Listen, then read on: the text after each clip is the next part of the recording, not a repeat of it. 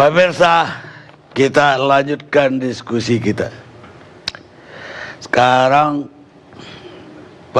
Permadi Arya, pegiat media sosial. Saya Bang Arni. Silakan. Tes. Assalamualaikum warahmatullahi wabarakatuh. Nama saya Permadi Arya, Bang Arni. Ya. Alhamdulillah perdana di sini. Perdana ya. Perdana Bang. Makanya agak-agak grogi nih sebenarnya. Apalagi ada Al Mukarram Al Khotot sama Koko Felix yang saya hormati. Jadi Bang Arni, saya ini pegiat media sosial, anggota Banser juga. Tapi saya hari ini kesini sebagai pribadi saya tidak mewakili organisasi saya, GP Ansor dan Banser. Izinkan Bang Karni, saya mau mengangkat perspektif yang lain sedikit daripada yang sudah diangkat sama sahabat-sahabat di sini mengenai topik malam ini ya Bang Karni.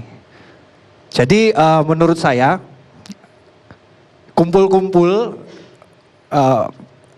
unjuk rasa atau apapun lah istilahnya nuwun sewu ya, itu ya hak azazi ya di negara ini ya Bang Karni. Itu kebebasan berpendapat yang dilindungi oleh undang-undang. Justru menurut saya itu indikasi bahwa demokrasi di negara kita ini ya iklimnya masih sehat, iklim demokrasinya. Dan juga sebenarnya itu indikasi ya, wah rezim ini ya nggak otoriter gitu. Masih bisa kumpul-kumpul gitu. Meskipun ada yang jelek-jelekin pemerintah gitu misalnya gitu ya. Nah tapi ini yang bikin saya kecewa. Ini yang saya sesalkan ini Bang Karni ini. Dan ini nuwun sewu ya, Al Mukarram Al Khotot sama Al Mukarram Koko Felix. Izinkan saya selesaikan dulu ya. Ngomongnya nanti kalau mau motong nanti biar saya selesai dulu. Yang saya sesalkan ini acara yang harusnya tanda kutip sakral ini dibajak, ditunggangi oleh ormas terlarang. Ormas terlarang yang saya maksud ini adalah Hizbut Tahrir Indonesia. Ormas yang sudah dibubarkan oleh pemerintah lewat Perpu nomor 2 kemarin. Bendera Hizbut Tahrir itu dibentang, dikibar-kibar, diarak-arak di acara tuh Bang Karni. Jadi nuwun sewu, ini menurut saya ini adalah bentuk pembangkangan terhadap kedaulatan hukum Republik Indonesia. Masih ada yang lebih parah Bang Karni. Mohon izin saya pakai ilustrasi, saya udah siapin materi. Ini foto viral, sang saka merah putih ditaruh di bawah bendera ormas yang terlarang. Jadi saya begitu lihat ini nuwun sewu ini.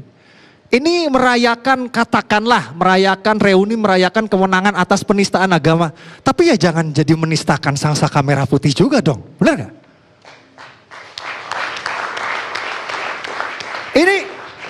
Ini ya nuwun sewu ini yang saya lihat ini.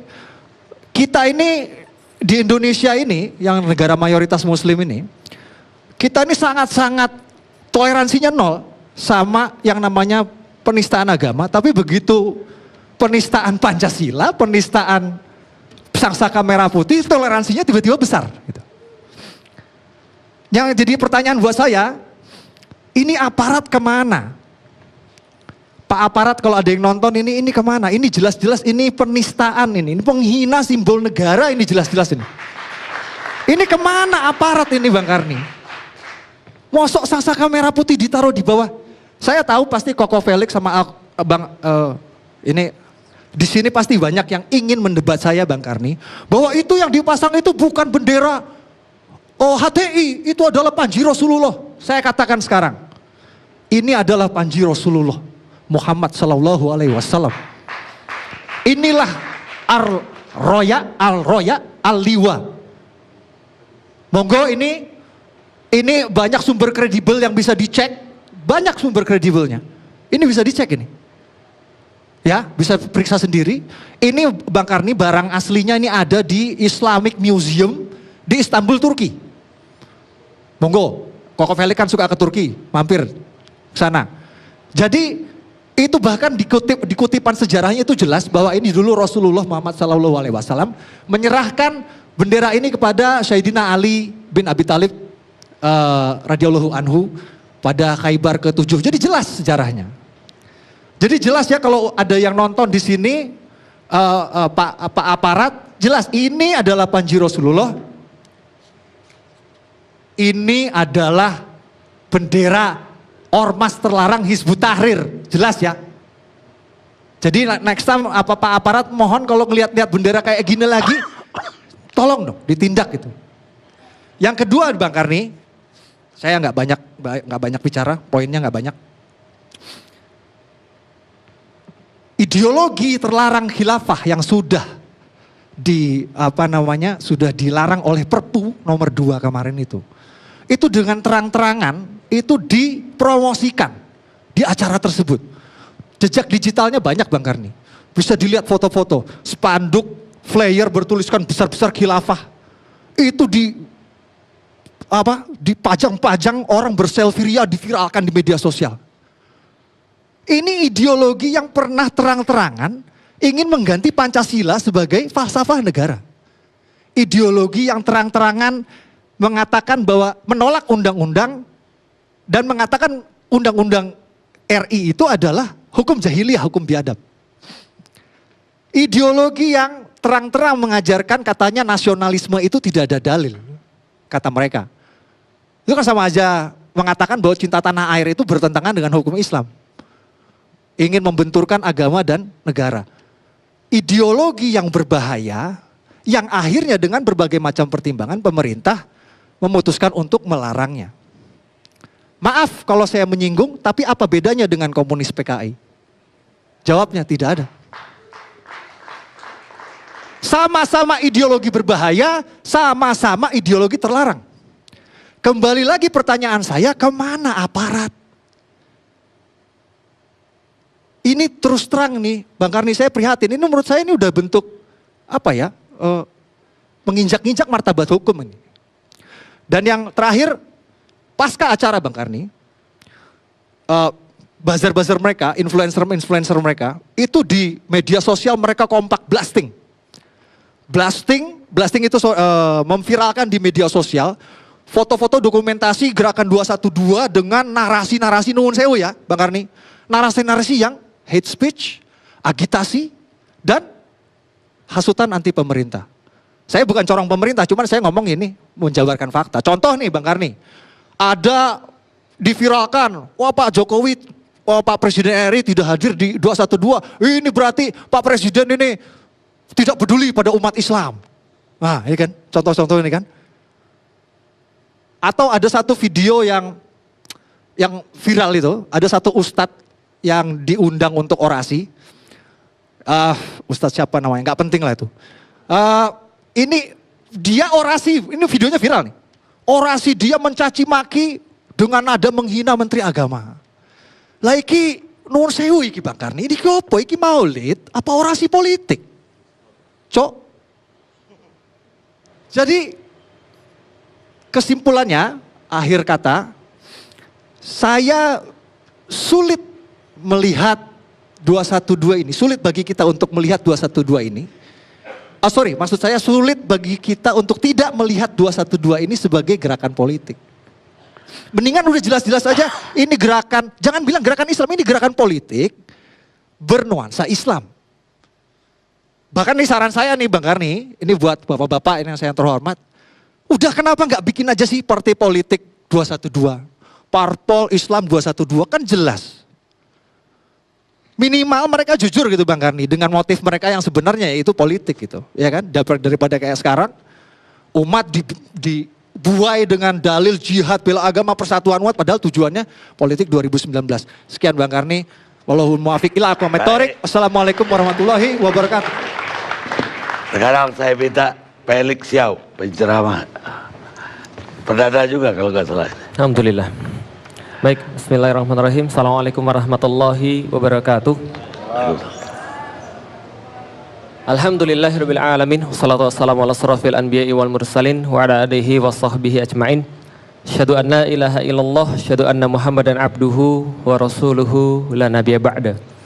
Wa qala Allah ta'ala fil kitabihil karim, a'udzubillahi minasyaitonir rajim. Bismillahirrahmanirrahim. Al-yawma akmaltu lakum dinakum wa atmamtu alaikum ni'mati wa raditu lakumul Islam madina. Alhamdulillah, puji dan syukur senantiasa kita panjatkan kepada Allah Subhanahu wa taala atas rahmat dan karunia-Nya, atas inayah, atas irodahnya. Kita semua bisa hadir di sini. Alhamdulillah, saya didampingi oleh Ustadz saya, Ustadz Khotot, sekaligus kakak kelas saya di IPB. Ada Mas Fadli Zun, ada Ustadz Egy Sujana. Pertama kali ketemu dengan Mas Rocky Gerung yang sudah saya baca banyak sekali tulisannya, dan juga teman-teman Ustadz Fahri Hamzah ya Masya Allah. Ada Yai Marsudi dan teman-teman yang baru saya ketemu. Kalau sama Mas Permadi Arya ini beberapa kali mention saya di dunia media sosial. Jadi di media sosial ini ganasnya luar biasa ya Masya Allah ya.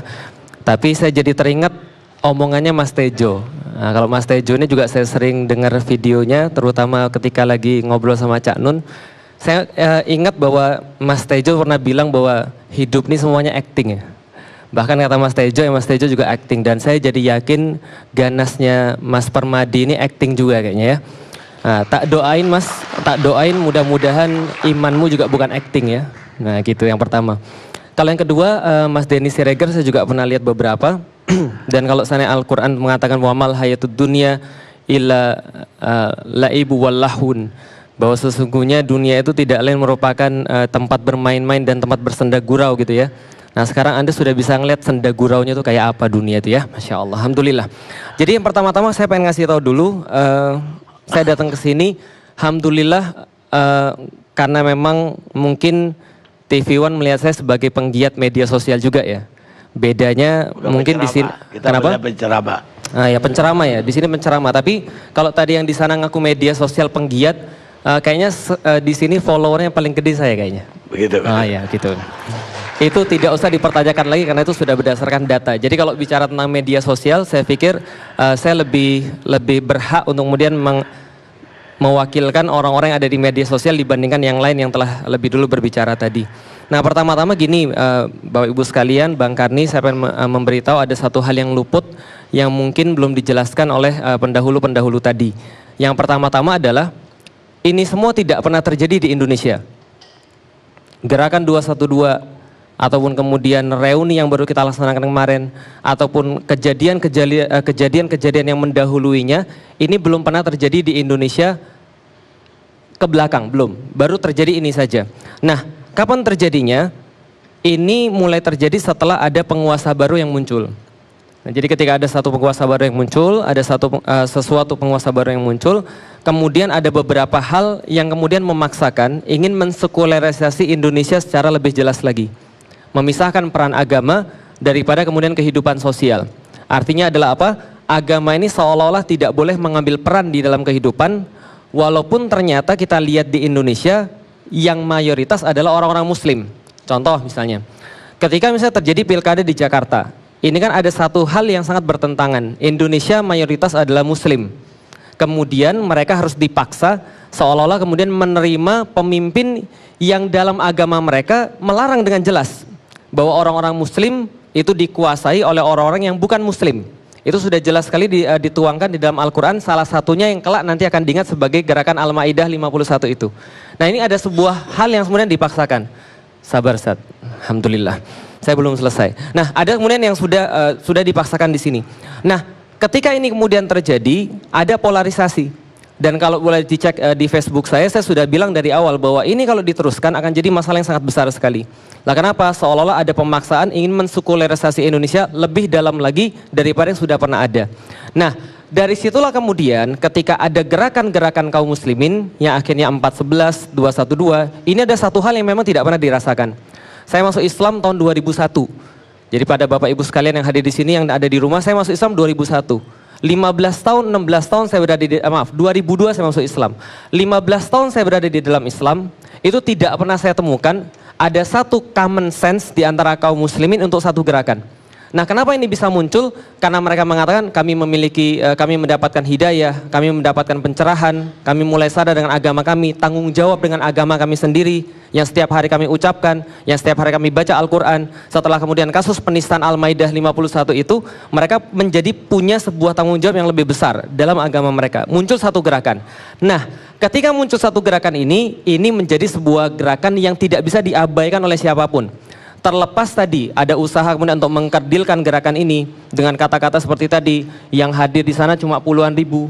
Ada satu situs berita mengatakan dari polisi sendiri, itu polisi yang ditugaskan untuk menjaga aksi kemarin itu, bukan aksi ya Ustaz ya, ngumpul, reuni, baik, reuni dan maulid akbar, itu yang ditugaskan 35 ribu. Lah kalau dikatakan orangnya 30 ribu, berarti siapa yang mengawal siapa, kan gitu. Gitu kan ya, artinya apakah kemudian polisi yang kemudian mengawal pesertanya, ataukah pesertanya yang ngawal polisinya? Jangan-jangan, karena polisinya lebih banyak. Nah sedangkan kejadian itu kan nggak ada. Oke, terlepas daripada kemudian aksi apapun yang kemudian mengkerdilkan, mereka harus kemudian memahami bahwa gerakan ini tidak bisa diabaikan. Buktinya, seberapapun yang hadir itu jauh lebih besar daripada yang bisa dikumpulkan oleh partai politik manapun. Dan terutama yang bisa dikumpulkan sama aksi-aksi tandingan. Seperti misalnya tahun lalu ada aksi 412. Itu jauh lebih banyak kemudian aksi reuni ini. Nah ini tidak bisa diabaikan oleh siapapun. Apa yang bisa kita lihat dari sini? Yang kita bisa lihat dari sini adalah kalau aksi ini terus berjalan, ini faktanya, kalau aksi ini terus berjalan, maka ada yang takut dengan adanya aksi ini. Padahal aksi ini tadi tidak lain dan tidak bukan adalah sebuah kesadaran umat muslim peduli dengan agamanya sendiri. Mereka mulai sadar bahwa Al-Quran memerintahkan mereka soalan pemimpin misalnya. Al-Quran memerintahkan mereka dalam kehidupan ada aturan-aturannya. Setiap hari mereka baca ayat tentang riba misalnya. Lalu kemudian mereka membandingkan dengan kenyataan yang sekarang. Apakah kemudian apa yang diperintahkan di dalam Al-Quran ini sudah diterapkan pada hal yang sekarang? Mereka membandingkan dengan kemudian ayat-ayat yang lain. Karena agama Islam kan agama spesial. Dia tidak hanya kemudian urusan akhirat, tapi dia urusan dunia yang nanti akan berpengaruh di akhirat. Nah, ketika gerakan ini kemudian mulai menggulir dan kemudian mulai besar, ada yang khawatir. Lah kenapa khawatir? Tidak lain dan tidak bukan, pasti ada kepentingan dengan syahwat kekuasaannya. Dengan kata lain, kalau andaikan ini gerakan kemudian terus-menerus kemudian bergulir, semakin banyak orang-orang muslim yang sadar dengan agamanya sendiri dan mereka punya tanggung jawab dengan agamanya sendiri. Dengan kata lain, jualan-jualan yang sekarang digulirkan itu menjadi tidak laku. Nah, makanya dibuat narasi yang baru. Apa narasi yang barunya? Narasi yang barunya adalah radikalisme, intoleransi, anti Pancasila, anti NKRI. Yang diserang siapa? Karena mereka tidak bisa nyerang langsung kepada Islam, karena mereka nggak berani nyerang langsung kepada Islam. Yang diserang adalah para ulama-ulamanya. Yang diserang adalah kemudian tokoh-tokohnya, partai-partainya, kelompok-kelompoknya. Muncul kemudian serangan-serangan itu secara masif. Untuk apa? Untuk menjatuhkan wibawa Islam yang kemudian dibawa oleh orang-orangnya ini dan oleh kelompok-kelompoknya ini. Muncul kriminalisasi ulama. Yang tadi memunculkan rasa kemudian di mana letak keadilan. Ketika ada misalnya satu kasus A tadi, kemudian kenyataannya berbeda dan perlakuannya berbeda ketika kasus yang lain. Nah ini kemudian muncul banyak sekali kemudian hal-hal seperti tadi. Nah maka reuni 212 ini yang perlu kita jelaskan pertama adalah ini adalah sebuah pengingat bagi setiap orang muslim yang hadir di sana bahwa aksi ini diinisiasi oleh aksi 212 yang kemarin tahun lalu, bahwa ini adalah aksi bela ulama dan bela Islam. Bela kemudian agama mereka. Anda sebagai seorang muslim, apakah Anda tidak punya tanggung jawab terhadap agama Anda sendiri? Yang kemudian Anda bersyahadat dengan agama Anda sendiri itu. Lalu kemudian Anda biarkan kemudian agama ini kemudian diperolok oleh orang-orang yang lain. Kemudian dijadikan bahan kemudian cercaan oleh orang-orang yang lain. Kenapa kemudian setiap orang-orang muslim yang kemudian menyatakan tentang agamanya harus dikatakan tentang intoleransi? Padahal itu dijamin dalam hak-hak hukum tadi yang sudah disampaikan oleh Ustadz Egy tadi. Artinya adalah apa? Umat muslim ketika dia membaca Al-Quran, dia akan menemukan bahwa kenyataan yang sekarang ini tidak ideal. Ini harus kemudian ada sesuatu gerakan kemudian. Nah, makanya mereka datang dengan serta-merta. Karena sudah terpanggil oleh Al-Quran mereka, terpanggil oleh iman mereka. Tidak berdasarkan uang dan sebagainya seperti yang tadi disampaikan. Tadi saya ada catat beberapa, jadi wajar ya. Jadi kalau saya tuh pergi ke restoran itu, kadang-kadang ketika ada orang ditawarin menu tuh ada orang nanya begini, ini harganya yang paling murah berapa? Nah itu berarti sensitifnya duit. Lah kenapa? Bisa jadi duitnya nggak ada, bisa jadi kemudian dompetnya terbatas. Tapi kalau misalnya orang yang mikirnya enak dan nggak enak, biasanya milihnya begini, yang mana di sini yang paling spesial? Lah kalau misalnya Bang Denny tadi mengatakan bahwa ini dananya dari mana? Nggak mungkin dikumpulkan dengan dana dengan tidak ada dananya orang sebanyak itu. Kenapa? Karena memang bisa jadi cara berpikirnya seperti itu. Cara berpikirnya adalah kalau mengumpulkan massa harus ada uang. Mereka tidak terpikir ada opsi yang lain. Bahwa ada orang yang kemudian bahkan mengeluarkan uang di situ, bahkan mereka kemudian mengerahkan segala sesuatu yang mereka punya, dan mereka nggak segan-segan untuk membayarkan orang lain. Anda bisa tanya, dengan kemudian reuni 212 yang jumlahnya jutaan itu insya Allah, nah Anda boleh tanya seberapapun yang Anda mau banyak kumpulkan surveinya, coba tanya sama mereka duitnya mereka dari mana. Dan insya Allah Anda akan temukan bahwa mereka tidak ada sama sekali yang dibayar. Jadi kalau ada kemudian tudingan-tudingan, tuduhan-tuduhan, yang kita kemudian pertanyakan adalah selama ini kemudian ada yang mengatakan toleransi. Selama ini kemudian ada yang mengatakan bahwa mereka paling Pancasilais, paling kemudian NKRI. Tapi mereka tidak siap ketika menghadapi ada umat muslim yang bersatu. Lah kenapa? Karena ada sesuatu yang kemudian terjadi pada mereka yang akan berefek dengan kemudian kumpul-kumpul seperti ini. Atau reuni tadi 212. Oke, menjawab yang lain. Tentang bendera Hizbut Tahrir yang tadi dikatakan. Jadi saya tuh kadang-kadang gini ya, orang panik itu ya. Kalau andai kan mereka tuh nggak punya apapun yang digapai, kalau orang mau tenggelam itu ya jeram yang ngambang aja mereka ambil. Lah kenapa? Jadi gini, saya tuh selalu diajarkan sama ustadz-ustadz saya kalau ngomong tuh pakai data. Gitu kan ya. Nah data yang tadi disampaikan itu ada data, tapi datanya fatal. Lah kenapa datanya fatal? Saya ke Topkapi itu lebih dari 15 kali. Lebih 15 kali. Topkapi, Museum Topkapi. Dan saya nggak tahu kalau Mas Permadi tadi yang diklaim Abu Janda ya. Berarti bapaknya janda ya. Oh, gitu ya, Masya Allah. Alhamdulillah. Nah, jadi nggak tahu dia sudah pernah ke sana atau belum. Itu yang pertama. Dan tidak ada satupun kemudian bendera Rasulullah yang dipajang di Topkapi. Tidak ada. Saya 15 kali ke sana. Dan saya pikir mudah-mudahan ini bukan bagian daripada kesombongan. Enggak ada yang lebih tahu di Indonesia tentang Utsmani daripada saya, insya Allah. Dan bendera yang tadi disampaikan itu bukan bendera Rasulullah, itu bendera Utsmani.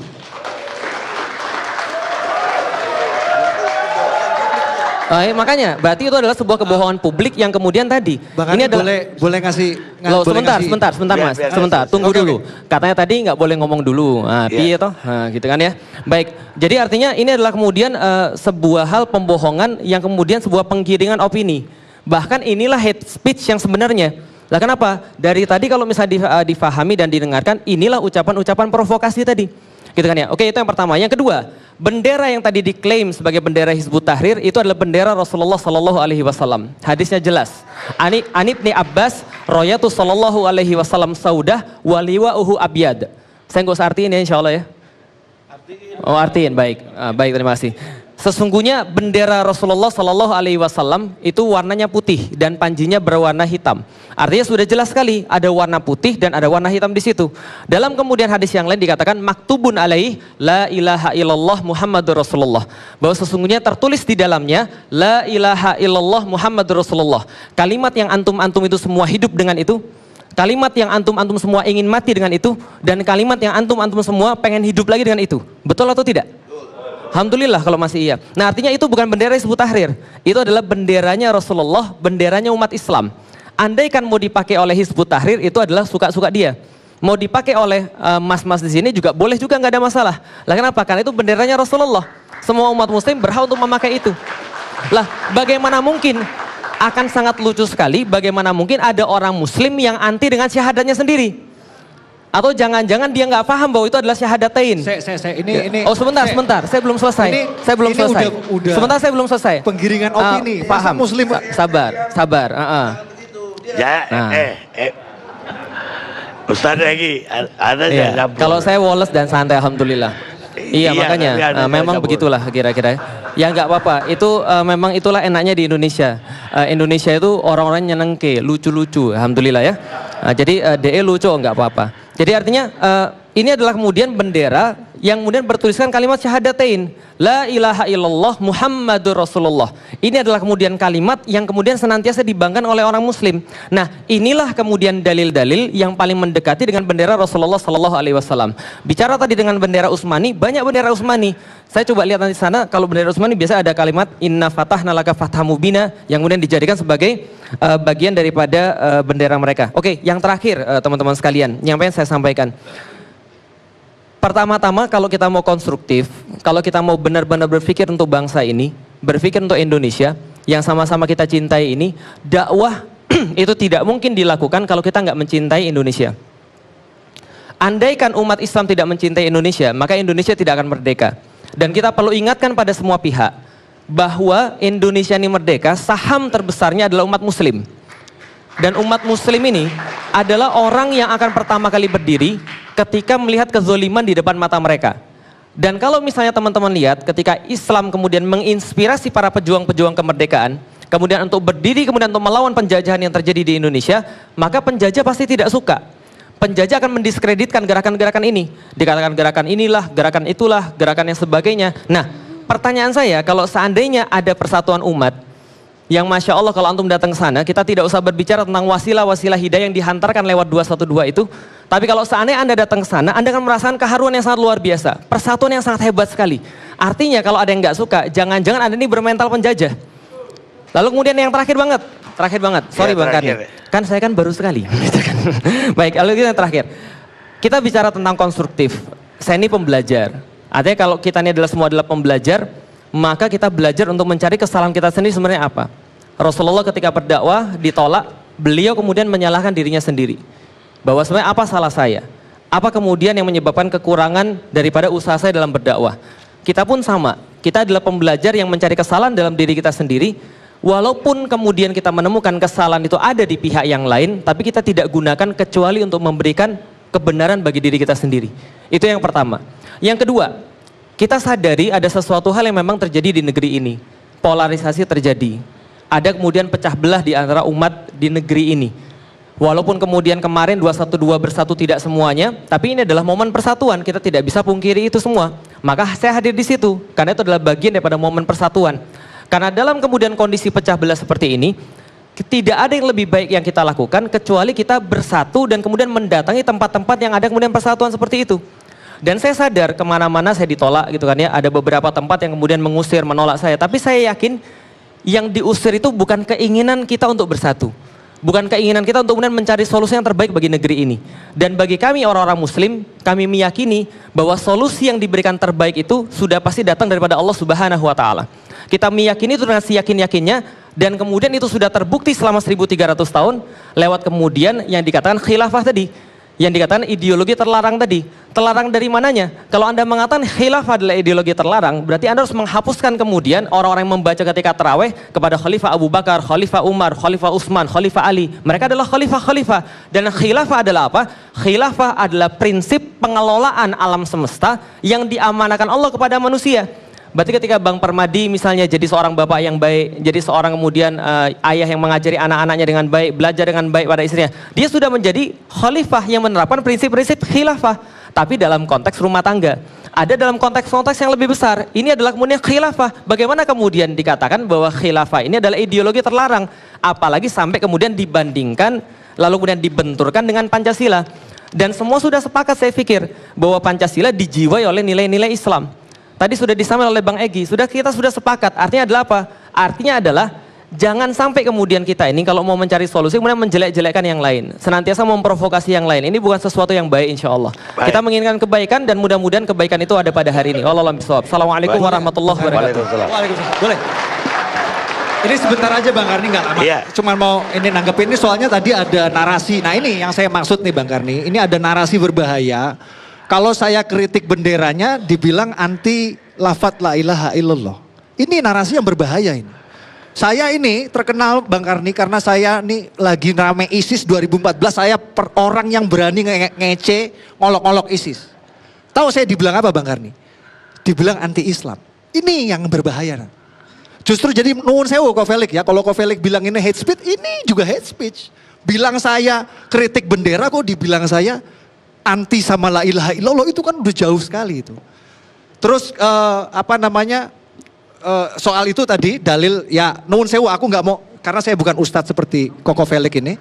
Jadi kalau Koko Felix patokannya dalil hadis mengenai bendera ini, nuwun sewu ya Pak Alkotot bentar.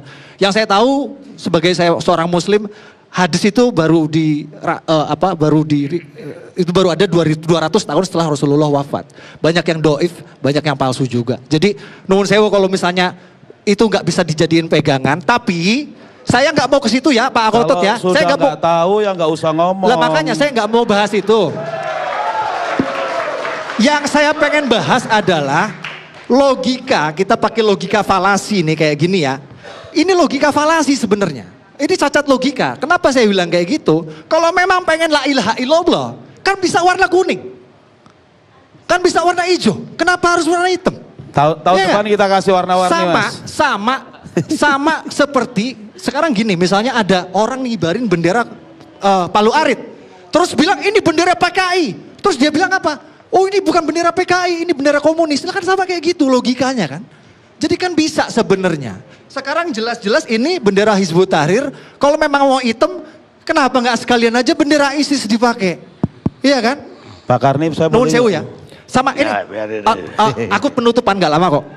Pak Alkotot, sama yang terakhir, Koko Felix ini menekankan soal persatuan umat. Persatuan umat di mana bisa terjadi persatuan umat ketika umat lain merasa sang saka merah putih dinistakan. Gimana bisa ada persatuan umat? Benar memang Koko Felix bilang ada terpolarisasi, bangsa ini udah kepecah jadi dua. Satu yang sakit hatinya ngelihat ini, sama satu yang bangga mengibarkan ini. Udah gitu aja, terima kasih. Assalamualaikum. Kita rehat dulu pemirsa.